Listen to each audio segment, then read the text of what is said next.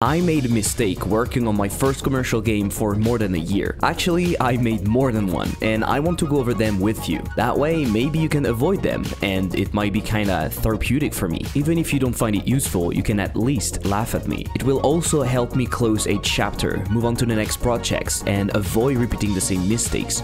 So let's go.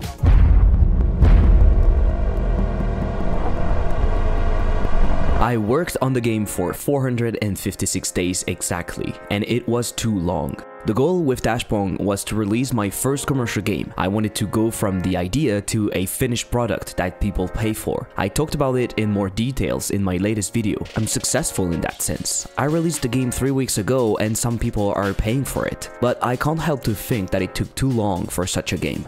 I knew from the start that the game was not going to make a lot of money. First, because it's a local multiplayer game, but also because it's my first game and I didn't want to have high expectations. Because of that, the game should have taken a few months maximum. I believe that when starting with game dev, especially when you don't have a lot of experience, you should aim for little games. You'll still have the whole experience of creating a game from start to finish, but you reduce the cost associated to not making a lot of money. And you never know, maybe your game will be great and generate more revenue than you imagined. The longer your game takes, the harder it is for it to become viable. Small games allow you to focus on a cool concept. You don't have much time to create it, so you have to avoid feature creep. We often see beginners do the opposite and start their game dev journey with an RPG with a complex story, lots of enemies, weapons, etc. Small scope but very well polished is the way to go in my opinion. How long do you think your first game should take? Tell me in the comments. To come back to financials, in the case of Dashbong, I would need to make 29,000 before Steam and taxes cut to generate the minimal French income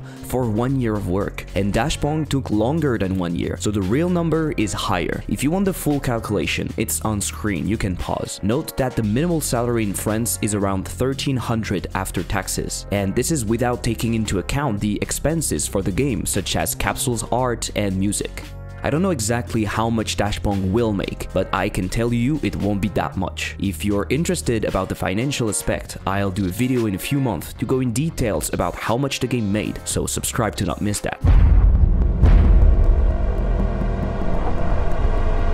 A second mistake I made is to go with a local multiplayer game. I don't think that these types of games can be successful, but in retrospect, it was more of a pain than anything. First off, without online multiplayer, it's hard to sell. Playing online is so common nowadays that people are reluctant of paying for a local-only multiplayer game. Even with Steam Remote Play, the experience is not the same, and I totally get that. I decided to not do online multi because I knew it would add months of development to the game, and I was not ready for such a commitment. Second, it's just hard to test. You make a game solo that requires at least 2 people to play, so I spent a lot of time playing against myself, controlling both players. It seemed okay when I was doing it, but now I understand that it probably made me focus on the wrong thing. Of course, you can playtest with other people, but it's not easy.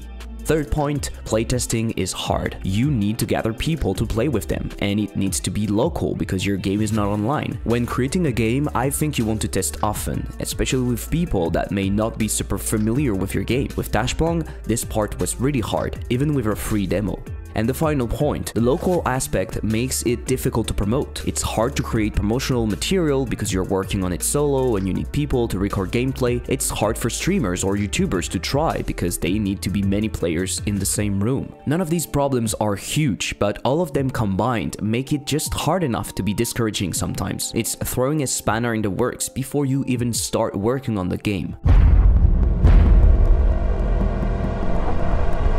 A big mistake I've made is with the direction of the game, or should I say, lack of. I talked about it many times in my devlogs, but I was quite lost with the visuals of Dashbong at some point. When I think about it now, the visuals were just one aspect of my lack of direction. In reality, the core gameplay of Dashbong was lacking. The main mechanic of dashing and creating paddles at the same time is good, and a great way to revisit the Pong idea, but it's not enough. Now that I think about it, I should have went full-on arcade mode. Dashbong is using physics and thus is too realistic in a way. I'm now certain it would have been much better with crazy bolt path, power-ups, hit stops, and cool visuals. You could easily imagine having a special ability that would charge, or maybe after X paddles created, you create a bigger, stronger paddle or something. I think it should have been closer to games like these.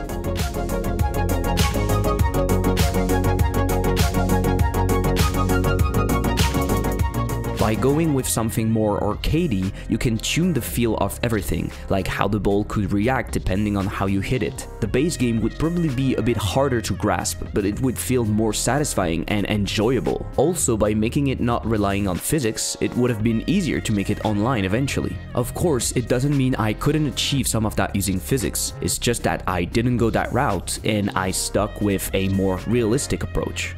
What I'm trying to say is that the basic idea of Dash Bong is simple, so I should have gone all in to make it amazing to play. The core of Dash Bong is gameplay, so I could have made it with more nuances to learn and more things happening as you play. Dash Bong, to me, feels like a great idea that was not completely explored.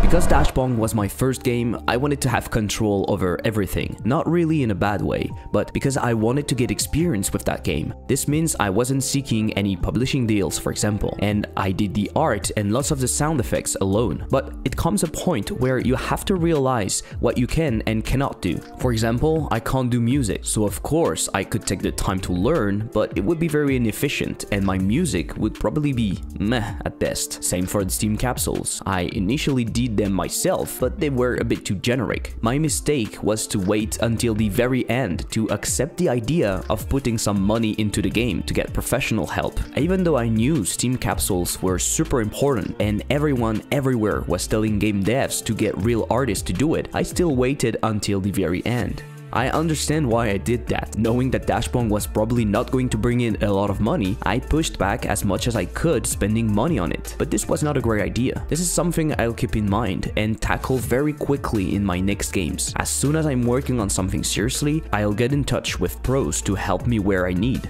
This is a small mistake for now, but it could be a much bigger problem in the future, especially with bigger and more ambitious projects. As an indie dev, I'm a business, and spending money to get good services is unavoidable.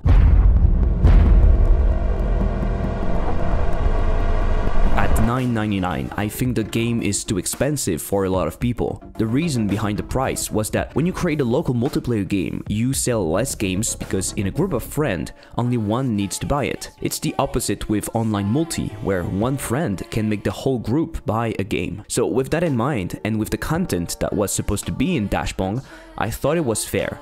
I still think it's fair, to be honest, but I think players or potential buyers see it differently. The thing is, Dash Bong is hard to play in a way. To play it, you have to be with at least a friend and in the same room if you don't want to use Steam Remote Play. Compare that to a single player game and you see how difficult it is. If we take This Is Hell, for example, a game made by What Design in 1 month. The game is sold at $6.66, which can feel a little high for a short rage game, but from the perspective of a player, I think it feels more interesting than $10 for Dash Bong. With his game, you know you're getting some playtime because it's a rage game, so you probably won't finish in an hour. Because it's a solo game, you can pick it up, play a bit, and stop. Even when it's finished, there's a co-op mode with which you can extend the lifetime of the game. Dash Bong, on the other hand, requires that you have someone with you. You won't launch the game for a quick play very often, and even if I believe you can get way more playtime out of it, you'll feel like you won't play a lot. Not having a solo mode or AI makes it even harder to play more often, meaning that you can easily end up buying the game and never play, or very rarely. I talked about it in my Game Dev is Hard video. Nowadays, players have so many games that we are fighting for their playtime more than their money. Players know their time is limited, so they might not buy the game because it doesn't feel worth it for the time they'll spend on it.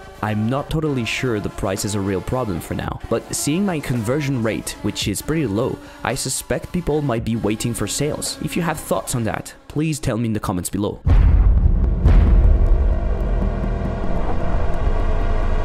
All these mistakes are connected in a way. I started working Dashpong on a whim. This is probably the real mistake behind all of what I said previously. I didn't take the time to explore the idea to construct a whole product around the mechanic. I found the mechanic cool, I had the feeling it could be interesting, and I jumped on it.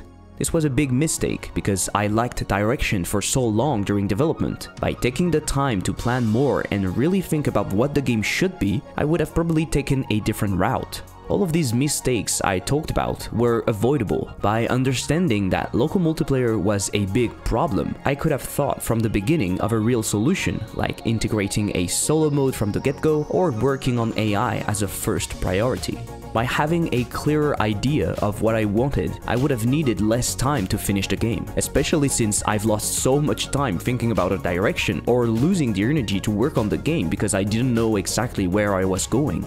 If you think I'm too harsh on the game, that's the point of the video, being critical. If you're doing game dev for fun, you don't have to be too harsh, but I'm trying to make a living out of it, so I have to be critical. This doesn't mean I don't like the game and I'm not proud of it, more that I know what are the flaws and I want to do better next time. I also think that showing you how I critique my game can be helpful for you. No matter what you do, if you want to be better at it, you have to be critical. It's immensely helpful to cultivate that skill. Being able to take distance from your work, understanding that what you create is not you, and that you can critique it without attacking who you are, is fundamental to progress. If you've made mistakes during your game's development, share them with me in the comments below. Bye!